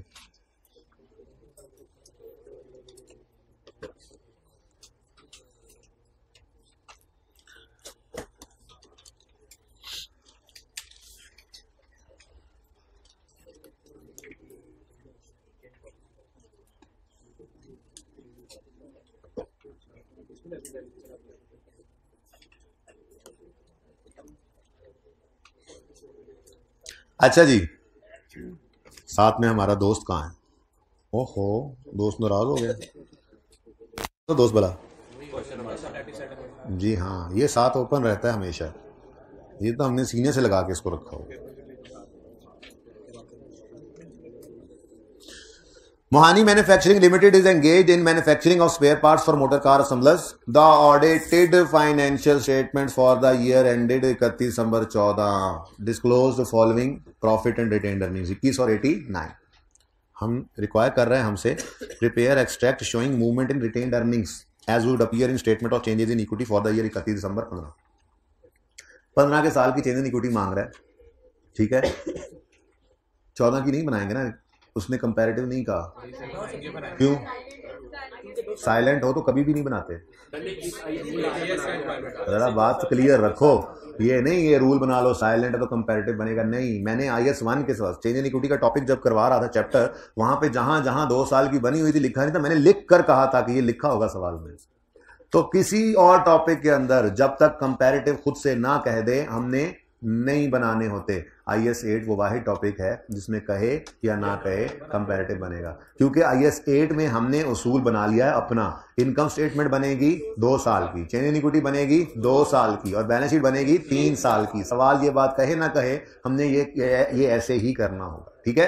तो ये वाहिद टॉपिक है जिसमें इंक्लूडिंग कंपैरेटिव नहीं भी लिखा हुआ, तो 15 की चेंज इन इक्विटी मांग रहा है, मैं 14 और 15 दोनों बनाऊंगा। पर बैलेंस शीट मांगता तो मैं 13, 14, 15 की बनाता। इनकम स्टेटमेंट मांगता तो मैं 14 और 15 की बनाता, हालांकि वो कंपैरेटिव नहीं कह रहा। इसके अलावा किसी टॉपिक में खुद से नहीं करना ये काम कि कहे ना कहे बना दो, नहीं बच्चों, कहे ना कहे वाला चक्कर नहीं होगा। ओके, ठीक है। अच्छा चलें, तो 2015 में हम खड़े हैं और 2014 के बारे में कह रहा है वो ऑडिटेड है। सही कह रहा है, सही कह रहा है, बिल्कुल सही कह रहा है। नहीं पता नहीं दिमाग हमारा कहां था। नहीं, 15 में खड़े हैं तो 14 तो ऑडिटेड ही है, पहुंचा होगा यूजर के पास। बिल्कुल सही कह रहा है। तो ऑडिटेड 14 के ऑडिटेड फाइनेंशियल स्टेटमेंट्स ने बताया 21 का प्रॉफिट है और ये रिटेन्ड अर्निंग्स हैं 31 दिसंबर 14 की, ठीक है। The draft financial statement for the year show a profit of 15 और 15 की फाइनेंशियल स्टेटमेंट जो कि अभी ड्राफ्ट हैं उनमें प्रॉफिट नजर आ रहा है 15 का। हाँ, और फॉलोइंग एडजस्टमेंट वो बाद में देखते हैं। अब ये जो डिब्बा है ना, डिब्बा, ये डिब्बा उस तरह से सवाल का डाटा नहीं बता रहा, पहला पैरा, ठीक है, जिस तरह से हम यहां पे देखने के आदी हो चुके हैं। 3 का साल था, इनकम स्टेटमेंट 3 और 2 की दी थी उसने, और बैलेंस शीट 3, 2 और 1 की दी थी। 3 ड्राफ्ट और 2 और 1 ऑडिटेड। यहां पर ऐसा डाटा नहीं है, हम यहां पर ऐसा डाटा बना लेते हैं। इस पैरा को अच्छे तरीके से अपने हिसाब से बना लेते हैं, ठीक है बच्चों। ये पैरा ओके और सही है। ये देखो, ये तीर जहां पे रुकेगा ना वहां पे कुछ हुआ नजर आएगा। ओए होए होए, ठीक है, ऐसा डाटा बनाना है। अब उसने सवाल में बताया हुआ है, देखो हम 15 में खड़े हैं ना, 15 ड्राफ्ट है और 14 ऑडिटेड, फिर 15, 14, 13 बैलेंस शीट 3 साल की चाहिए होती है हमें, इनकम स्टेटमेंट 2 साल की, ठीक है। ये देखो, ये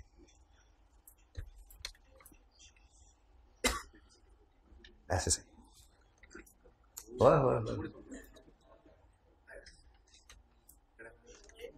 समझ आई? Draft audited, audit, draft audited, audited, draft audited, draft audited, समझ आई?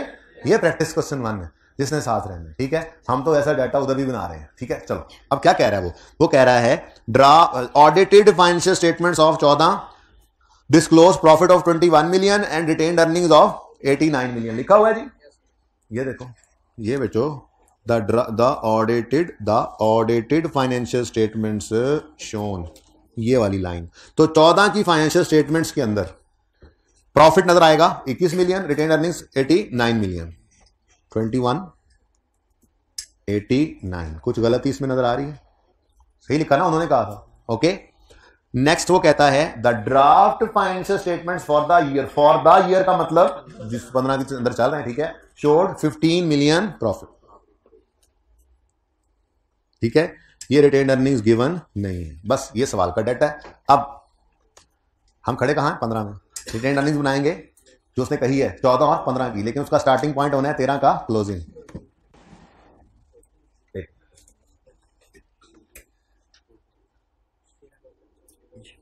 अब देखो, देखो नजर आया? हमारा स्टार्टिंग पॉइंट 120 मिलियन, 3 में खड़े हैं तो 1 की क्लोजिंग रिटेन्ड अर्निंग्स। हमारा स्टार्टिंग पॉइंट 15 में खड़े हैं तो 13 की क्लोजिंग रिटेन्ड अर्निंग्स अवेलेबल नहीं है। समझ आई? समझ आई? आ गई समझ, ठीक है।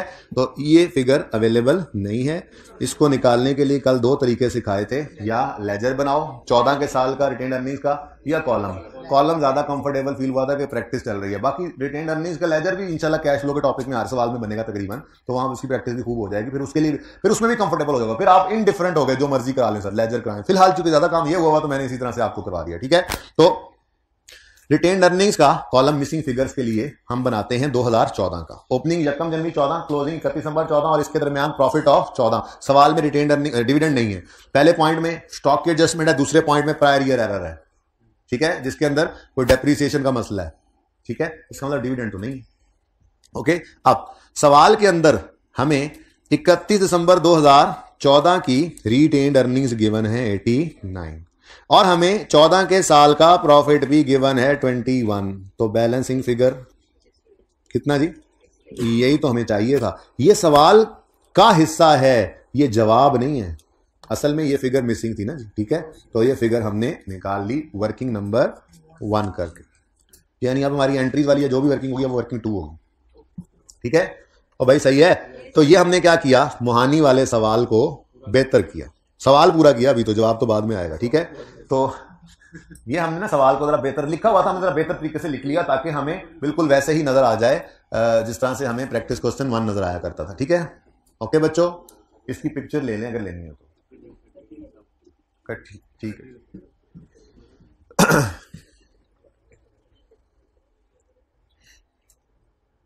चलें जी, अब नेक्स्ट। अब ये बड़ा आसान काम है जी, आगे आसान काम है। The management of the company has decided to change the method for valuation of raw material from FIFO to FIFO। मैंने आपको बताया था कि ये 2 अलाउड अजम्पशंस हैं। आपने पहली बार कोई इन्वेंट्री खरीदी, IS दरवाजा बार खटका, दरवाजा खोला, बार IS 2 खड़ा था। हमने कहा जी आप इन्वेंट्री लाए? हाँ जी, मैं उस पर अप्लाई होना चाहूँगा। हमने कहा ठीक है, हो जाए। आपका क्या दिल है, FIFO या FIFO? हमने कहा FIFO। बस आज के बाद फिर ये आपकी अकाउंटिंग पॉलिसी है, आप इसको कंसिस्टेंटली अप्लाई करेंगे। चेंज कर सकते हैं सिर्फ 2 सूरतों में, या तो स्टैंडर्ड बदल जाए और FIFO ही खत्म हो जाए, या मैनेजमेंट यानी आप वॉलंटरली भी बदल सकते हैं, लेकिन ये भी तब जब आप ये डिमॉन्स्ट्रेट कर सकें कि यूजर्स के लिए चेंज करना ज्यादा फायदेमंद है उनको इन्फॉर्मेशन देने के लिए। लेकिन इन एनी केस स्टैंडर्ड बदले तो वो तो कह देता है ना कि रिट्रोस्पेक्टिवली आओ या प्रोस्पेक्टिवली, चलो माफी मिल भी जाती है ट्रांजिशनल प्रोविजन में। लेकिन अगर मैनेजमेंट वॉलंटरली चेंज कर लेना पॉलिसी को तो फिर कोई माफी नहीं है, फिर ये मस्ट है। तो जहां तक जा सको डाटा अवेलेबल हो वहां से पॉलिसी का चेंज करते हुए लेकर आओगे, ठीक है। तो ये FIFO से FIFO पे जाना ये कोई खाला जी का घर नहीं है, ठीक है। ये चेंज इन अकाउंटिंग पॉलिसी है, IS 8 आ जाएगा। पहले IS 2 आया था, उसने कहा था FIFO लगा लो। 3 साल गुजरे, हमने कहा FIFO कर लो। रात को ये सोचा, सो गए, सुबह नमाज पे उठे, नमाज पढ़ के वापस घर आए, नाश्ते का इंतजार कर रहे थे, दरवाजा फिर खटका। अब दरवाजा खोला तो कौन खड़ा था? IS 8। कहने लगा मैंने सुना है आपने पॉलिसी चेंज करने का सोचा है। हमने कहा हाँ जी, हम FIFO पे जा रहे हैं। ठीक है, कब से बिजनेस शुरू किया? 3 साल हुए। 3 साल से ही चेंज करके लाओ, 3 साल से ही इस इम्पैक्ट को लेकर आओ। ये रिट्रोस्पेक्टिवली अप्लाई करनी पड़ेगी। हमने कहा जी ठीक है, कर लेते हैं भाईजान, मेहरबानी आपकी, आपने बताया। और फिर नाश्ता किया ही नहीं जा रहा था। अच्छा चले, the value of inventory under each method is as follows. FIFO से FIFO पे जाना है। और ये 31 दिसंबर का मतलब क्या है जी? ये क्लोजिंग है, क्लोजिंग, ठीक है, क्लोजिंग स्टॉक है ना। अब बोलो, क्लोजिंग डेट पर जो स्टॉक पड़ा होता है वो क्लोजिंग स्टॉक ही होता है ना, कि ओपनिंग स्टॉक पड़ा, क्लोजिंग पड़ा होता है जी, ठीक है। अब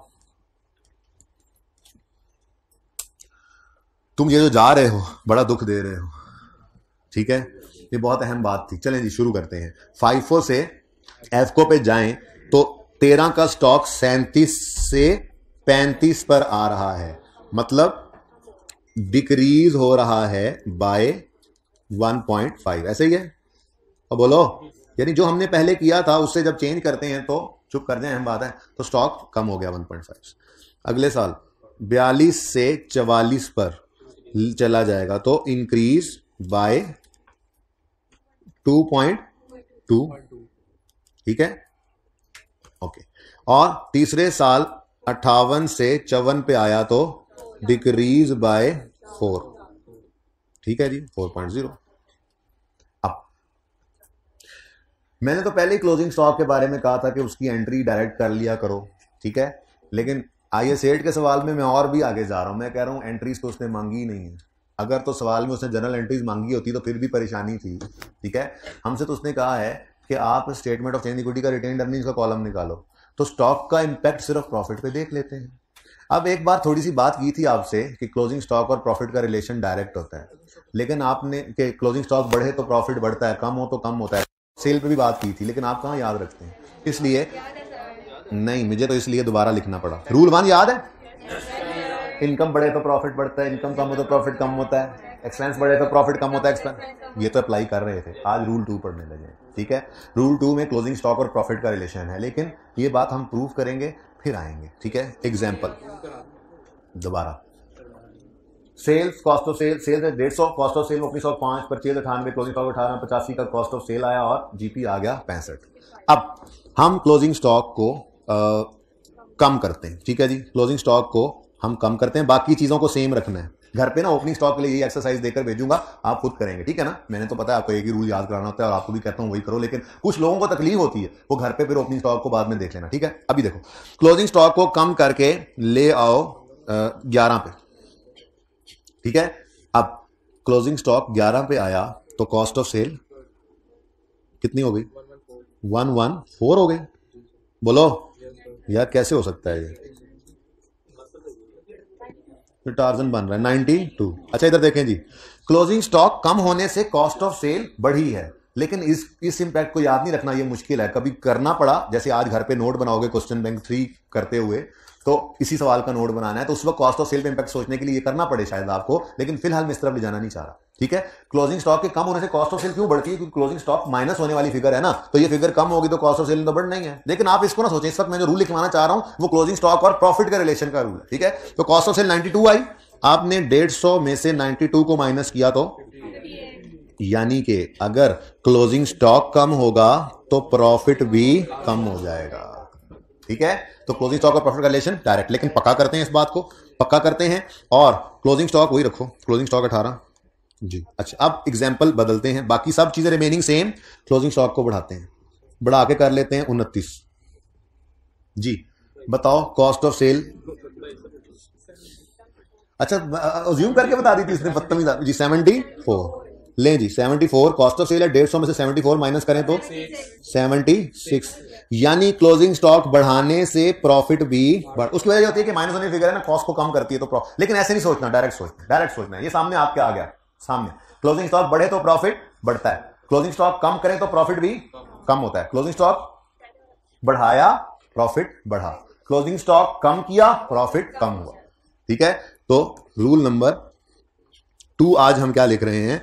रूल नंबर 2 में हम लिख रहे हैं क्लोजिंग स्टॉक और प्रॉफिट का रिलेशन डायरेक्ट है, यानी क्लोजिंग स्टॉक अगर बढ़ेगा तो प्रॉफिट भी बढ़ेगा, क्लोजिंग स्टॉक अगर कम होगा तो प्रॉफिट भी कम होगा।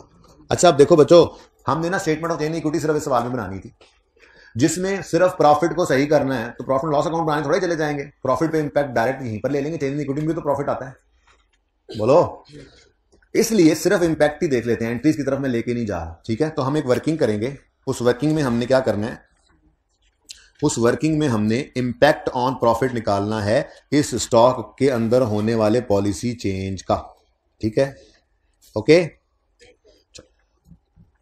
जी। अब वन बाय वन, अब तो उसूल हमें पता है, इतना आसान उसूल है, सिर्फ याद रखना बड़ा आसान है ना। स्टॉक और प्रॉफिट का रिलेशन डायरेक्ट, क्लोजिंग स्टॉक और प्रॉफिट का रिलेशन डायरेक्ट, क्लोजिंग स्टॉक बढ़े तो प्रॉफिट बढ़ता है, बस ये बात याद रखनी है, बाकी चीजें याद नहीं रखनी। कितनी चीजें याद रखें, बाकी प्रूफ बेशक करवा लें, सब कुछ लॉजिकली बेशक समझते रहें, वो कोई मसला नहीं है मुझे जी।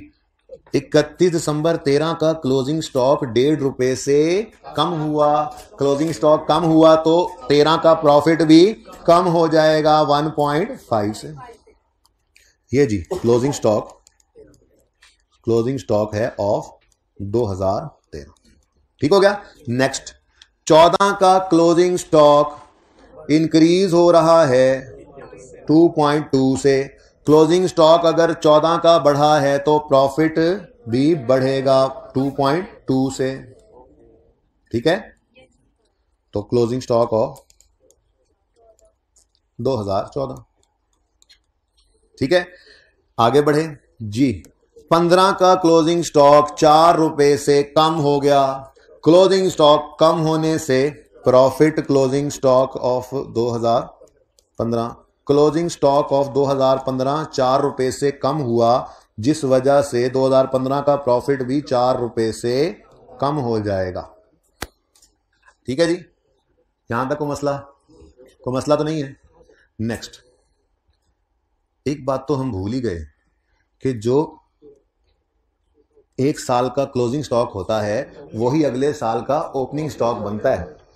अब उन्होंने जो क्लोजिंग स्टॉक पुराना रखा था उसी को अगले साल का ओपनिंग भी बनाया होगा। हमने क्लोजिंग स्टॉक का इम्पैक्ट इस साल के प्रॉफिट तो ले लिया, ओपनिंग स्टॉक का इम्पैक्ट भी तो लेना है अगले साल के प्रॉफिट पे। ठीक है, अब रिवर्स नहीं करना, बल्कि सिर्फ मैंने ये लिखना है। मैं तो वो लिखना भी नहीं चाह रहा कि रूल रिवर्स करके लिखूं, कहीं आप वो याद ना करने लग जाए। मैं तो यहां ये लिखूंगा रूल 3 के closing stock of one period becomes opening stock of next period. ये हमारा रूल 3 है बस। अब देखो, जैसे एंट्री में सिखाया था, याद है कि क्लोजिंग स्टॉक को सोचना ओपनिंग उसके उलट है, वैसे ही ये इंपैक्ट है। अप्रूव आपने घर करना है। कैसे करना है? घर पे आपने इस क्लोजिंग को सेम रखना है, सेल सेम, परचेज सेम, और बदलना किसको है?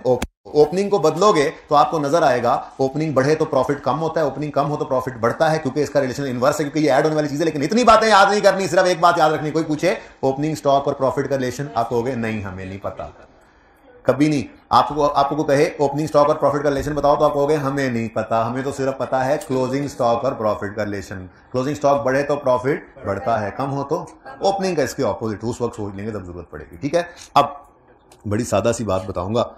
ये जो 13 का क्लोजिंग डेट से कम हुआ है, यही कमी का असर अब 14 में ओपनिंग बन जाएगा। तो अगले साल को ना आंखें बंद करके ऐसे लिख लेना, लेकिन साइन बदल देना। ठीक है, सिंपल। ये तो मैं कह रहा हूं वो उसूल ही ना देखो, वो उसूल सोचो भी ना, बल्कि जो क्लोजिंग का इंपैक्ट आपने निकाला है अगले साल में वही इंपैक्ट जो है ऑपोजिट होना है। बस चुप करके साइन बदल के आगे लिख दो। 2014 में 2.2 से प्रॉफिट बढ़ा है, 15 के लिए 2002 ऑपोजिट साइन से लिख दो। 15 का जो है ये 16 में ऐसे ही असर डालेगा, लेकिन 16 हमारे पास है नहीं इस वक्त। ठीक है, क्या भाई ये टॉपिक ड्राफ्ट बन चुका है। ये टॉपिक की अजम्पशन मैंने कहा था ये होती है कि 15 में भी गलती हो चुकी है, लेकिन एरर करेक्शन नोट होगा तो उसमें करंट ईयर नहीं करेंगे, और अगर पॉलिसी होगा तो करेंगे। सारे सवालों में हम इस साल को भी सही करते आ रहे हैं। प्रैक्टिस क्वेश्चन 1 में भी किया, क्वेश्चन बैंक 1 में भी किया, आज भी ऐसे ही। ठीक है, क्योंकि ड्राफ्ट बन चुका है। क्या ना करें? कहते करें ही ना ये काम। जी बताओ, ये मैं अलग टोटल इसलिए कर रहा हूं क्योंकि आपने क्वेश्चन बैंक 2 जो करना है ना 3, जिसमें इस सवाल का ही नोट बनाना है, तो चेंज इन पॉलिसी का नोट मांगा हुआ है। चेंज इन पॉलिसी का असर यहां खत्म हो जाता है, अगली एडजस्टमेंट तो प्रायर ईयर एरर की है। ठीक है, तो बताओ जी, 13 का प्रॉफिट 1.5 रुपए से कम होगा, 14 का प्रॉफिट 3.7 से बढ़ेगा, 15 का प्रॉफिट 6.2 से कम होगा। ठीक है, ये जो प्रॉफिट उठाओगे ना, गलत वाले प्रॉफिट उठाओगे सवाल से, और ये इंपैक्ट प्लस माइनस कर देना, सिंपल। नेक्स्ट एडजस्टमेंट बहुत सिंपल है। इन 2014 हम 15 में खड़े हैं, company purchased a plant for 100 million, लेकिन प्लांट की गलती नहीं है। कहता है depreciation was recorded at 25 instead of 10, यानी ये नहीं होना चाहिए था, होना चाहिए था 10। This error was discovered after publication of 14 financial statements, the error is considered to be material. तो प्रायर ईयर एरर है 14 का, 15 पकड़ा गया, सही करेंगे। अब एंट्री तो मांगी नहीं है, तो इंपैक्ट चल रहा है तो इसका भी इंपैक्ट ही ले लेते हैं। हम कह रहे हैं कि एक डेप्रिसिएशन एक्सपेंस 25 का रिकॉर्ड हो गया, जबकि होना चाहिए था 10 का, तो 15 से ज्यादा रिकॉर्ड हो गया है। एक्सपेंस को सही करने के लिए करेंगे रिवर्स, एक्सपेंस होगा कम तो प्रॉफिट जाएगा बढ़। 2014 का प्रॉफिट बढ़ेगा कितने से? 15 रुपए से। ठीक है, और यहां पे हम लिखेंगे ये क्या है जी? Reversal of depreciation. ठीक है, और ये सारी की सारी एडजस्टमेंट जो थी ये 1 थी। लो भाई, टोटल इंपैक्ट निकल आया 1.5। अलग सिर्फ इसलिए किया कि आपको नोट बनाते हुए घर में पॉलिसी चेंज का नोट है, this is not change in policy, this is prior year error ना, तो पॉलिसी चेंज का नोट बनाते हुए आपके लिए अलग फिगर्स मौजूद हो, और वहां पे कॉस्ट ऑफ सेल को भी आप हिट कर रहे होगे, क्योंकि वो लाइन आइटम है, देखेंगे इंशाल्लाह। मैंने तो कल बनवाना ही है जी। बोले 18.7 पॉजिटिव और 6.2 नेगेटिव। अब रिक्वायर किया था उन्होंने मोहानी का statement of changes in equity का 31 से 15 का सिर्फ रिटेन्ड अर्निंग्स का कॉलम। अब इधर देखो, हम खड़े कहां हैं? 15 में। चेंज इन इक्विटी बनानी है 14 और 15 की, लेकिन गलती 13 की भी है। तो क्या होगा, ओपनिंग 2 बार होगा और एक प्रायर ईयर एरर की एडजस्टमेंट आएगी, इस तरह से बनेगी। ठीक है, 31 नंबर 15, ये 31 नंबर 14, ये एकम जनवरी 14 का प्रॉफिट, 15 का प्रॉफिट और ओपनिंग 2 बार। ठीक है, अब सवाल से उठाएंगे गलत प्रॉफिट्स। ये मेरा सवाल इतना अच्छा हुआ पड़ा है, 14 का प्रॉफिट 21, 15 का 15, सुभान अल्लाह, 15 का 15 जी, प्रॉफिट बताओ 21, ये गलत प्रॉफिट उठाए, लो जी अब ब्लू मार्कर आएगा। 15 के साल में, अच्छा पहले 13 शुरू करते हैं, 13 के साल में प्रॉफिट डेट से कम हो रहा है, यानी रिटेन्ड अर्निंग्स डेट से कम हो रही है, माइनस। ठीक है, 14 के साल में प्रॉफिट 18.7 से बढ़ गए, तो 18.7 से बढ़ा दो। अब प्रॉफिट एंड लॉस क्यों बनाएंगे, हमें जरूरत ही नहीं है उसके बनाने की, डायरेक्ट इंपैक्ट यहां डालो, जो काम वहां करते थे यहां कर लो, प्रॉफिट तो पड़ा ही है।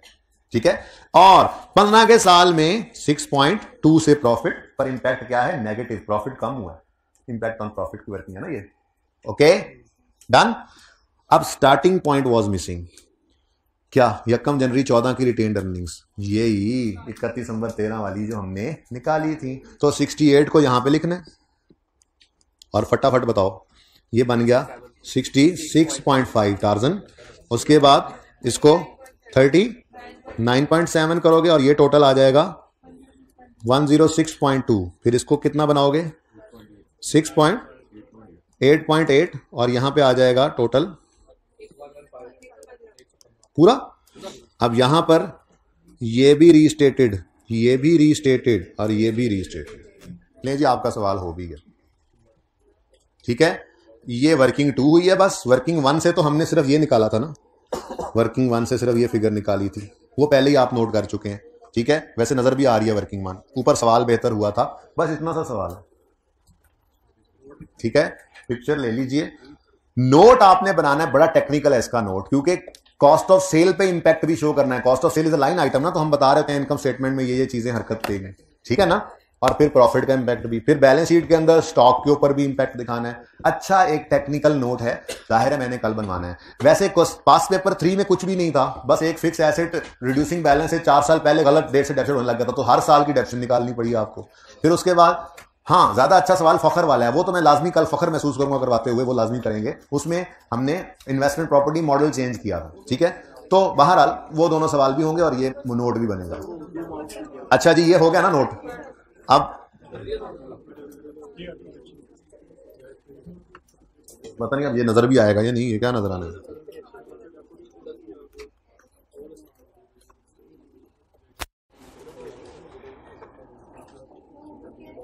होमवर्क में जी क्वेश्चन बैंक 3 नोट बनाना है इस मोहानी वाले सवाल का, और पास पेपर 3 और 4 अभी भी होमवर्क में है। जिंदगी रही तो कल होगी मुलाकात। अल्लाह हाफिज।